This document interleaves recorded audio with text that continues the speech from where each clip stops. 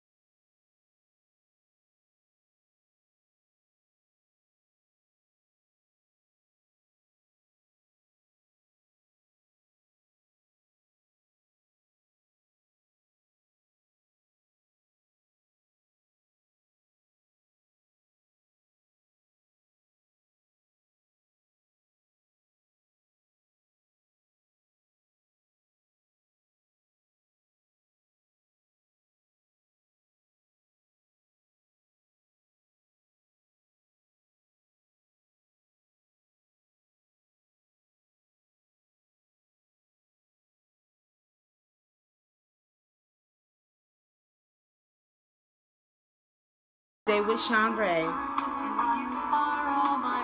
Get started. Thank you for being on tonight. Hi, Johnny.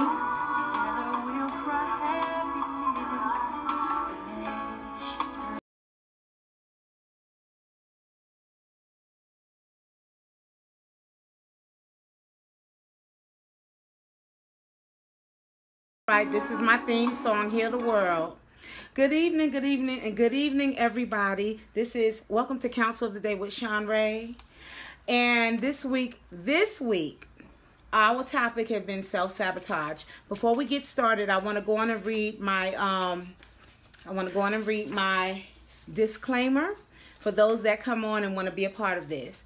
So please be aware that due to the nature of the technology that we're using, there can be no assurance of confidentiality when using this online service. It should also be noted that due to changes in policies, that all replies are to be used as advisory and informational only and will not constitute an official determination. Information provided by myself, the counselor, and or other counseling services are subject to the limitations of current and available material. The final responsibility for successfully achieving a goal rests with you, the client, or the individual. Information online is designed to be helpful. However, this information changes frequently, and it is recommended that clients, you, consult physicians, specialists, as myself or someone that's close to you, and or a religious leader to aid in your overall behavioral wellness. So that's my disclaimer. And as I bring people in tonight, those that agreed to come in this evening, as you come in, I would like you to say yes, you agree with this disclaimer, or no. So good evening, good evening, good evening again, and welcome to Counsel of the Day with Shanrae. This week, we have been talking about self-sabotage, and I'm going to go over what we talked about briefly on Tuesday night. It was such a success, and I really appreciate you all, and I want to thank those that participated, such as who opened up themselves and was extremely candid, such as Superwoman, Tina Hobson. And then we also had a guest that came in on Tuesday evening, Miss Alice Morgan. And she actually shared some of her personal experience and how she overcame procrastination. So self-sabotage, I'm going to do this once again. If you don't mind, I would like to define self-sabotage. Again, I don't assume that you don't know the definition of it, but I would like to go on and give the definition that I found in Webster's. So self-sabotage is a behavior said to be self-sabotaging when it creates problems and it interferes with long-standing goals. The most common self-sabotaging behaviors are procrastination, that's one. Self-medication, that's two. Then that's with drugs or alcohol or overeating. And then one thing that Superwoman brought up was also sex addiction. And we're going to hit on some of that this evening. As well as self-injury, such as cutting. So these acts may seem helpful in the moment, but they ultimately undermine us, especially when we engage in them repeatedly. Good evening, everybody, and welcome to Counsel of the Day with Shanrae. This week, again, our topic is self-sabotage. I defined procrastination on Tuesday night. Self-medication and self-injury and self-harm. Procrastination was one of the main things that we did speak about. That became our main topic on Tuesday evening, because procrastination is something that's worldwide, that hits everybody, myself included, and it's something that we've all had to learn how to overcome, and we're still learning how to overcome. As Superwoman, Tina Hobson stated on Tuesday night that she's actually still in some counseling to keep her to help her keep triggers going, to watch the triggers that come her way, to kind of set her life back. And so again, I'm here this evening. I want to stop for a minute to let you all know that I am qualified to counsel. My degrees are in psychology and organizational management. I'm a graduate of Ashford University, and I have had my clients in the past. I also do life coaching, and I still do. So I wanted to bring you up to speed and let you know that this is what, yes, I am qualified to do this. And I'm also following the leading of the Lord. I'm a Christian, so I follow the leading of the Lord, or I'm inspired to do this. And it's a 30-day, I'm doing a 30-day trial, 4-week trial, and we're going to see how this goes. But my overall goal here is to, because I've overcome a lot of things, my overall goal is to help others to overcome. So this week's topic, once again, is self-sabotage. We're going to move into part 2 tonight. And part 2, we want to talk about self-sabotage in your relationship, in your career goals, and also in your health. And in relationships, we're going to broaden that. And we're going to actually talk about the broadened part of it next week, which is sexual addiction, which how that sabotages your life, your careers, sabotages your relationships. But let's move on to self-sabotage in your relationships. So, and let me give you, I'm sorry, I have 6 different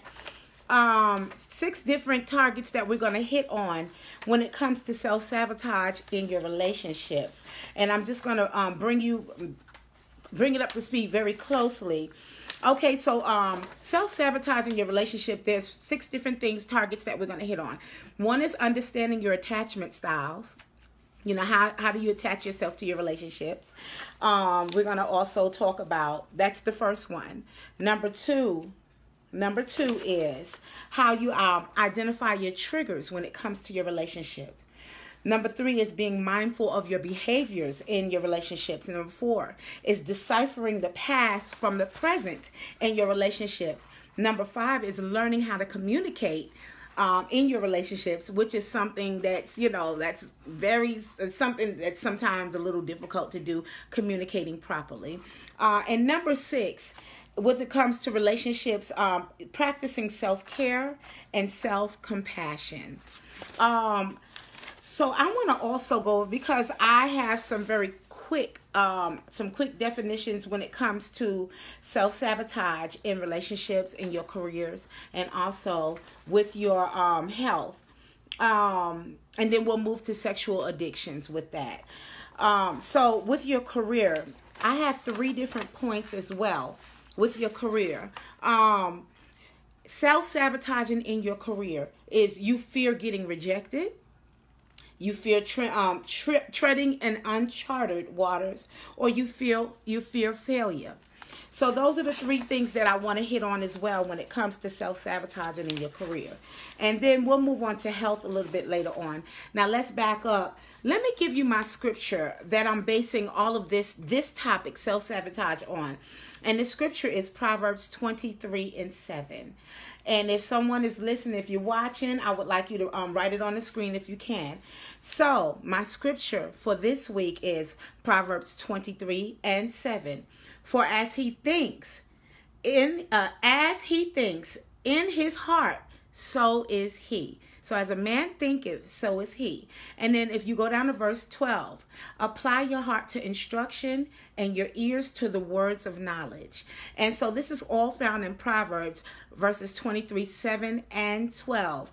And those of us that are Christian believers, we understand that the book of Proverbs is the book of wisdom. And so that's where we pattern our walk. Our life is from the book of Proverbs. Now I want to get back into self-sabotage in your relationship. Starting with number one, understanding your attachment styles. If you have a question or scenario, please feel free to write it on the screen and I will address it. Or if you have a scenario, maybe you want to come in and be invited in this Facebook Live, you are more than welcome. Just let me know that you're willing to come in. But I want to continue to talk about self-sabotage in your relationships. Number one, the first trigger is to understand your attachment styles. And this is sabotaging your relationships or learning the triggers not to sabotage your relationships. So when you're experiencing difficulty, it is helpful to understand your attachment styles. And so people out of their families or their origins with a blueprint of how they attach to others says that relationship therapists, this attachment style is played out in every one of their relationships. For people who experience trauma, abandonment, enmeshment, and etc., they most often develop insecure attachments as adults where they have trouble trusting relationships. And I can tell you from personal experience, I was raised in a single parent home. And my mom, she did a wonderful job. In my opinion, she did a wonderful, wonderful job raising my sisters and myself on her own without a spouse or any, she didn't have much of a support system. But with me being raised with just my mom, as I became an adult, it was a little difficult for me to understand relating or having a relationship with a man. A boyfriend or just a man, period, because that wasn't my foundation. I mean, I didn't have that in my home, so it was a little difficult. So my attachment style, I can say personally, was more of a guarded, jaded, kind of not jaded, but a guarded attachment style. Because the relationships that I did see with males and females weren't necessarily the most positive. But what I learned as I became an adult is I can, through the way I react and the way I relate to males, that will either make or break the relationship. So with just us women growing up in the household, I was very assertive. Dominant, but not dominant, but assertive.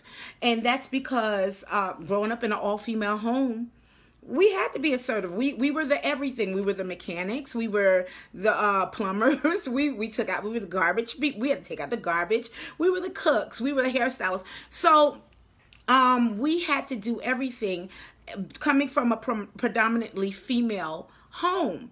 But as I got grown and I got married and my husband came into my life and into my world, I had to learn how to relate and learn how to trust my husband and trust trust the things that he do. To know that he can handle specifics, and I had to trust that. And so my style was more of a disengaged type, kind of like not jaded, but I was really, really kind of like, like I don't trust that easy. So let's move on. Is there anybody else that would like to share something while you're listening? If you want to share something concerning your relationship, maybe style. Were you attached? Were you detached? Were you, as they say, needy or whatever? But you can just chime on in. But I'm going to keep going. This relationship expert, where I got my literature from, is Miss Rhonda Milrad. And she explains that the closer someone is to another person, the greater the likelihood that their attachment style can become challenged. And that the strains will bring out their worst qualities, which is true, such as jealousy or anger, and enmeshment, often leading to self-sabotaging behavior. The way that our parents responded to us as infants and children has a deep, profound impact on how we develop and grow, particularly in how we see ourselves and view others. A parent's attention to them in infancy and childhood may have been warm and attentive one moment, but cold or aloof at other times. Not knowing that what you might get as an infant primes one to possibly feel this way in their future relationships. And so this can lead to the need for an excessive amount of reassurance, which can exhaust a partner. Like going back to, like I said,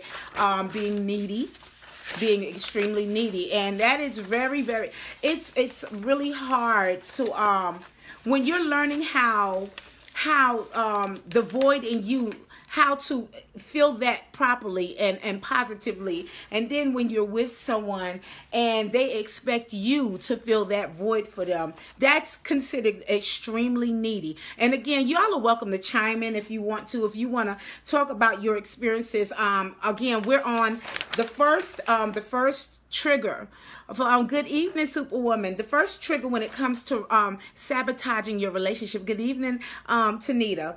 And so it's understanding your attachment style. I'm going to go back really quick. So many people can rework how they attach in adulthood and thrive in romantic relationships. And again, we're going to take next week to talk about sexual addictions and everything, and how it can sabotage you, your relationship, your career, your life, and all of that. Number 2, with this sabotaging with your relationships, is identifying your triggers. So the marriage and family therapist, Miss Shadeen Francis, she suggests that journaling about the experiences in your relationship that trigger behavior you experience as self-sabotage. And so ask yourself, what was happening? What did you feel at that time? What were you afraid of? How likely is it that the outcome you feared would have happened? Asking yourself these questions can help you find the pattern in your behavior and begin to explore your vulnerability. So having an awareness of what triggers these behaviors can prepare us for inevitable conflicts that arise. Now, relationship-wise, I'm almost 50.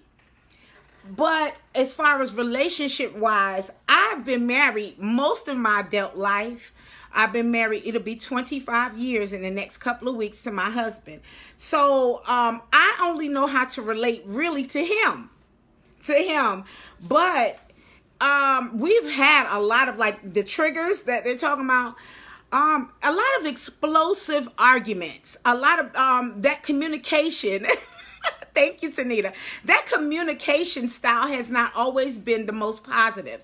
And we have children. So whenever we didn't communicate properly, it not just affected us, but it affected our children. I don't call myself, I've never been a needy type person. And again, that comes from my foundation. I grew up in a single parent home with my mom. So with me not growing up with male figures right there in the home with me, it was I didn't know, I didn't understand a man. You always have to watch your words. Oh my gosh.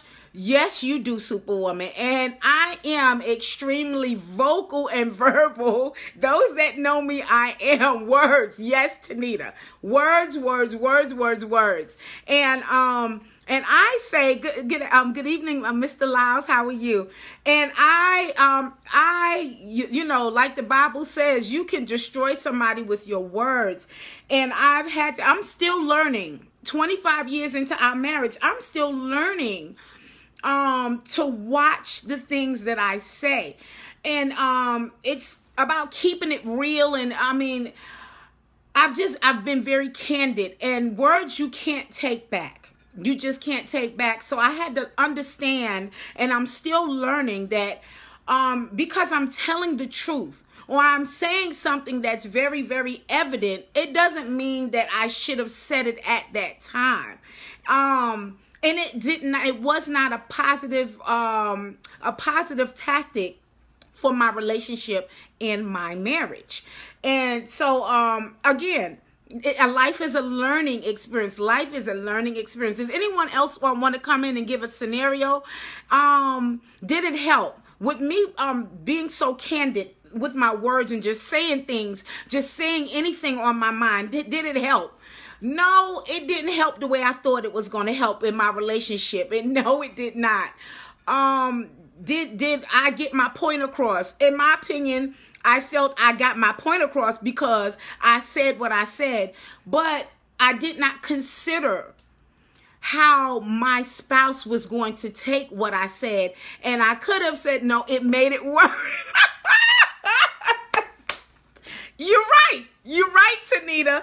It made it worse on that end with my spouse, because just because I was candid and I said it the way I said it, it did not mean that, you know, he was going to receive what I was saying at that time, receive it well, and then change or make the situation better. So our words, it's very important how we word things. And again, I'm preaching to myself first, because again, 25 years in being married, if I said things a little bit more, a little softer, I think I would have gotten a better result. You know, as you said, Tanita, it didn't make things better. Does anyone else want to chime in and want to give a scenario? Because I don't want to be the only one. We're here to heal each other. We're here to heal each other. That's what this is all about.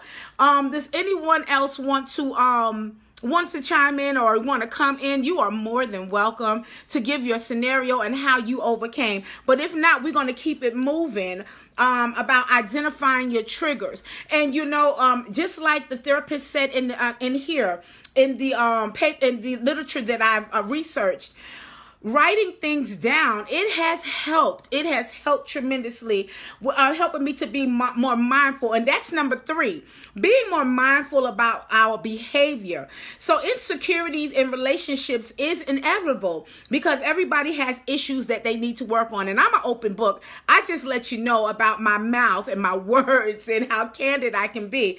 But and we're going back to this psychotherapist, Marina Linderman. So it's critical to know what yours are. Mine, I'm telling you what mine is. My mouth. My mouth. I can just really, you know, I can just lay it on the line, but it doesn't make it right. And me as a Christian believer, I keep this in prayer with my mouth. I keep it in prayer.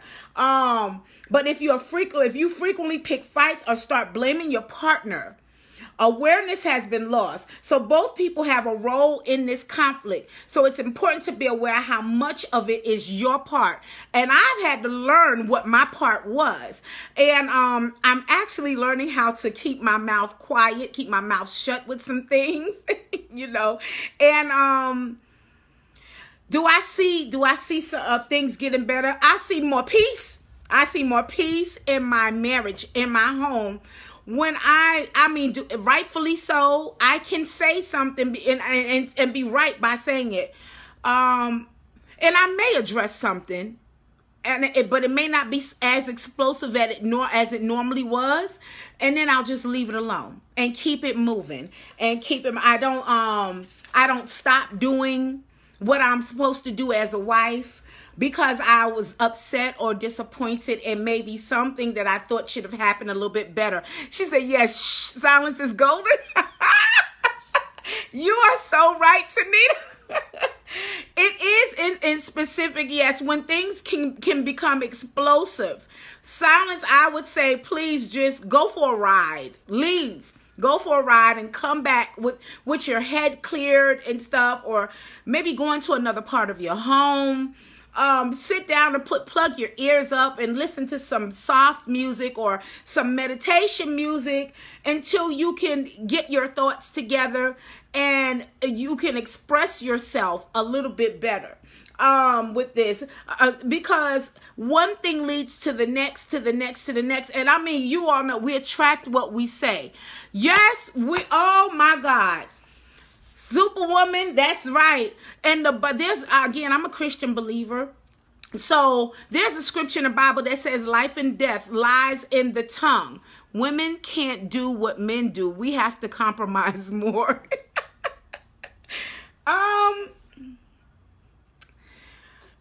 I don't know if I agree with that, Tanita. I don't know. Somebody else needs to let me know what you think about that. Okay, I'm bringing you in right now, Superwoman. I'm bringing you in. I'm going to bring her in. Okay. I'm bringing her in. Here we go. Tanita, we can't do what men do. We have to compromise more. I'm not sure, because when you love each other, I think it goes both ways. I mean, it goes both ways. If they love us, then they want to make us happy, and we want to make them happy. Okay, too much. She said, okay, too much. I'm trying to bring Superwoman in right now. You are right. Tanita. Oh, I'm sorry. It proves there's more proof that we as women, that we compromise more than men do. It should not be that way, but you are right. More women do compromise in relationships than men do. And that's where a lot of, I'm going to try to bring her in again. No answer. I'm going to bring her in one more time. Superwoman, I'm going to bring you in again. Excuse me. Okay, so allow your viewers to request to join. So I put Tina Hobson, I approve. So Tina, I'm trying to bring you in again. I hope that it works this time. So no, you're right. We work together. Yes, that is the way it should be. But I think it takes some time. It takes some time in a relationship, in a marriage, for everyone to understand that if we truly love each other, and we truly want to be with each other, and we truly want to grow together and overcome together, that it's going to take some compromising on each end. I strongly believe that every relationship must have growth in it. Like we said on Tuesday night, if there's no growth in your life, if there's no growth in your world, then I'll leave that blank for you all to fill it in. Anything that does not grow, anything that does not mature, I'm going to try it one more time, Superwoman. I'm not sure what's going on. Let me try it one more time. Allow, and I approve, Superwoman. I've approved for you to come in. Oh, I don't know what's going on tonight. Thank you for clearing that up. And Tanita, you've been married just as long as I have, a little bit longer. And we experience a lot of ups and downs in our relationships. We experience a lot of disappointments. But even growing, a lot of times when we marry, we're younger. We're still learning about life in the world. Sometimes we're exposed to stuff that we're not. 30 years, woo, girl, yes. They've been married 30 years. Congratulations. That's a blessing right there. That's a blessing. Dupree and I will be 25 years next month. And it's a constant learning experience, constantly. But I know that it can happen. Once we're learning these different things, being mindful of our behavior, identifying our triggers, I'm going to move on to the fifth one, learning to communicate properly, which I was saying before. I'm so sorry, Superwoman. I'm not sure why I can't get you on tonight. I'm so sorry. But learning how to communicate properly, um, at some point it could be helpful to speak to your partner. They can be an asset as they can help you point out self-sabotaging behaviors. Like, okay, I'm being candid. Yes, communication is the key. It is proper communication. My spouse, my husband Dupree, he says to me when I get angry, "You're getting angry. We can't resolve this issue if you're yelling, if you're upset, and you just have a one-track mind."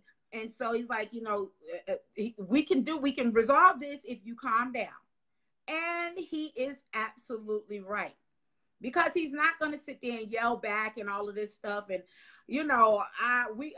we come from two different foundations. So I come from the city, he come from the suburbs in New York, where I grew up, where people was knuckling up all the time. They knuckling up and they defending themselves, and that's how you do it, and that's wrong. I had to learn how to chill, how to calm down, just communicate better. And when your partner is saying to you constantly, if they're saying something to you constantly about how you should do things better, it's not good when we jokingly say that we fight cats and dogs. Okay, you're right, and you're right. You're right, Superwoman. That's something that I say all the time, that he and I fight like cats and dogs. And you're right. And it's that's not cool. It's not cool. We disagree to agree. So we do disagree, but we wind up agreeing a lot of times. And that's our relationship. We keep it spicy. We keep it passionate.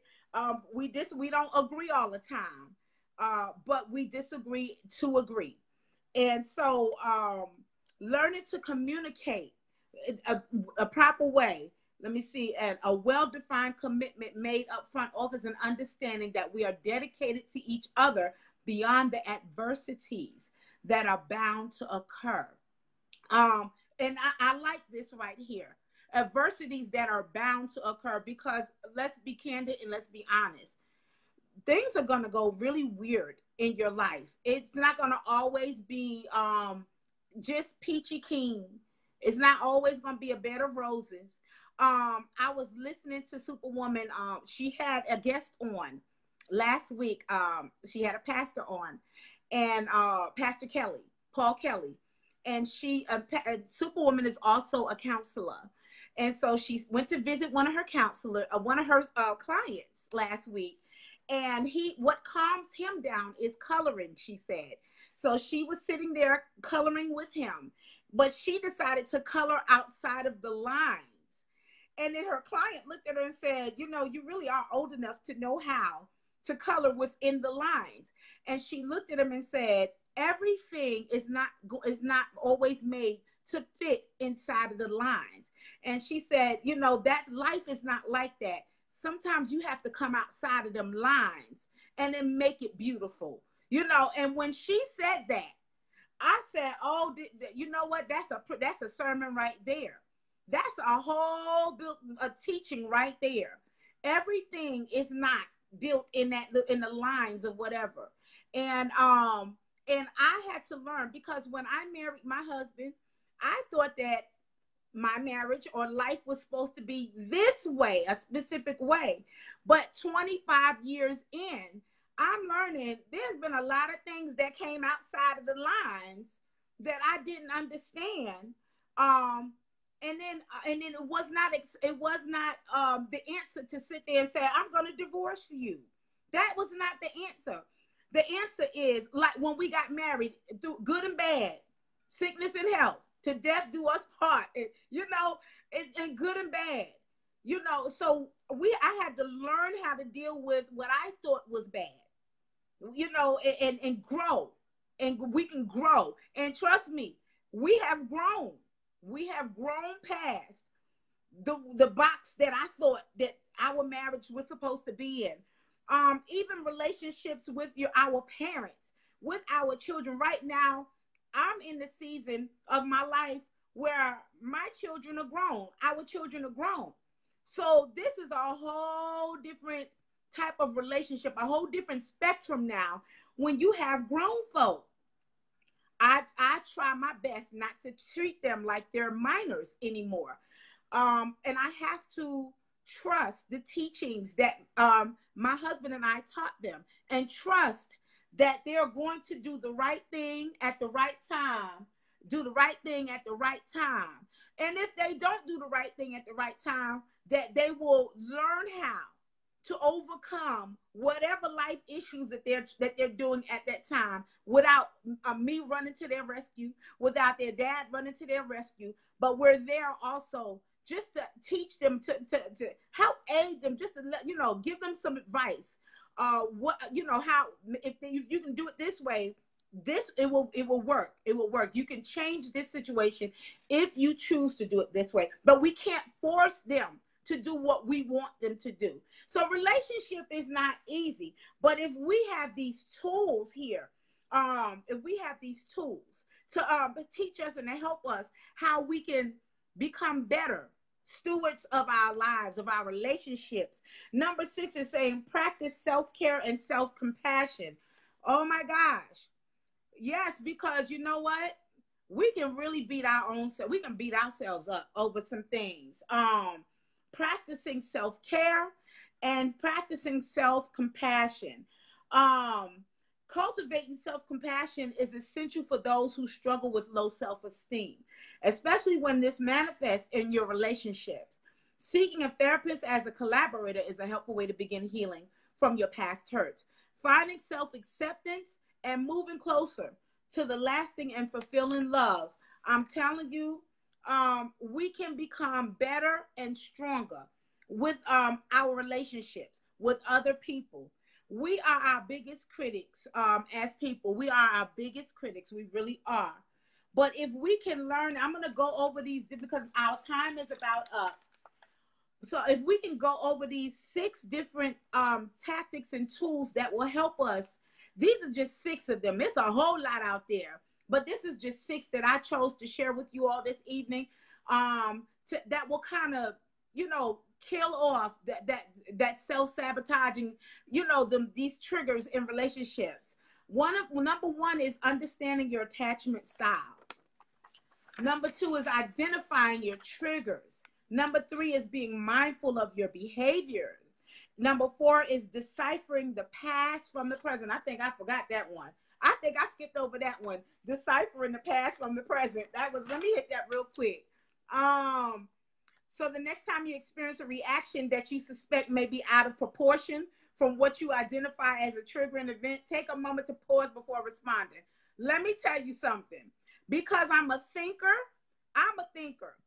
I can sit there and think through a whole scenario before it happens.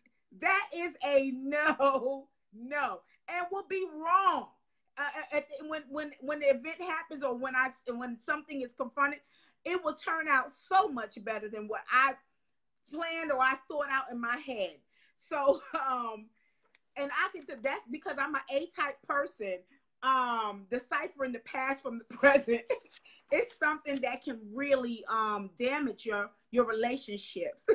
Tanita's laughing, but it's the truth. I'm that type of person that I will think straight through something and have the worst case scenario. And when I go and I'm in the situation and it turns out so much better and so different, I'm telling you, I'm learning how to decipher past from the present. So that was number 4. Number 5 is learning to communicate properly. And, as long as we learn, that's the main thing. We have to learn from our past poor choices. Number 6 is practicing self-care and self-compassion. So until next week, what we're going to do next week is we're going to pick up, we're going to go and pick up on this self-sabotaging. But what we're going to do next week is we're going to zone in on sexual addictions. And this is so important. A lot of people, if they're Christians, they feel like, oh, that's Christians don't experience sexual addictions. Yes, Christians do. Yes, they do. I mean, yes, they do. I mean, addicted to porn, undercover, whatever you want to call it, find themselves in predicaments and saying, how did I get here again? Oh, yeah. And so we're going to hit those certain triggers next week, and we're going to overcome, and we're going to grow, and we're going to be better. Oh, thank you so much, Henry. We're going to end this tonight. Y'all know I love Michael Jackson. But thank you again. Thank you again. Let me turn this on. Thank you again for being with me this evening with Counsel of the Day with Shanrae. I pray that everyone has a wonderful weekend and that we learn and we grow together. As God heals us, we're to heal other people. God bless you guys. We're going to pick up next Tuesday, next Thursday, and we're going to be talking about sexual addictions and self-sabotaging. God bless you guys. Yes, they do. You know, oh, thank you, Superwoman. God bless you guys. You too, Levon. Oh, thank you. Good night, everybody. Good night.